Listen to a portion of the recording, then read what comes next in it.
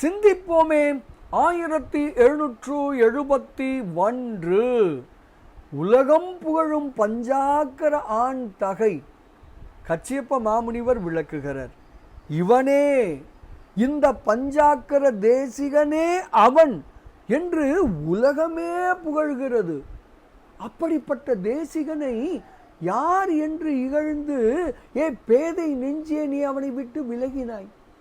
நீ அப்படி விலகியதால் தானே அனைத்து துன்பங்களையும் இப்பொழுது அனுபவித்துக் கொண்டிருக்கிறாய். இனியாவது உண்மையை உணர்ந்து கொள் பேதை நெஞ்சமே, இனியாவது உண்மையை உணர்ந்து கொள். தானே தோன்றியவன் என்பதால் அவன் பவன் ஆகிறான். இன்பத்தை செய்பவன் என்பதால் அவன் சங்கரன் ஆகிறான். அவன் மலைமகள் கணவன், அவன் யாவரினும் மேலானவன்.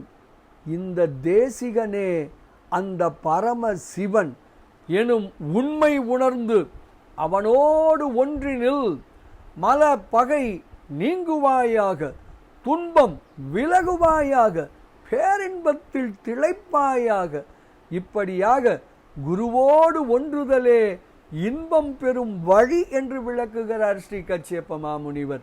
பாடலை காணலாமே. அவன் என்று உலகம் புகழும் பஞ்சாக்கர ஆண்டகையை எவன் என்று முன்று இகழ்ந்தனையால் இழுதை நெஞ்சே. பவன், தவன், சங்கரன், பார்ப்பதி பாகன், பரன் சிவனாம் உவன் என்று தேறி ஒழியாய் ஒழியா உரு பகையே என்று ஸ்ரீ கச்சியப்ப மாமுனிவர் தனது பஞ்சாக்கர தேசிகர் அந்தாதி எனும் அற்புத நூலின் 84வது திருப்பாடலில் மிக தெளிவாக விளக்குகிறார். குருவே சிவம் என உணர்வோம், குற்றம் நீங்குவோம், பேரானந்தத்தில் திளைப்போம் திளைப்போம் திளைப்போம். இனிய வணக்கம். சிவாய நம.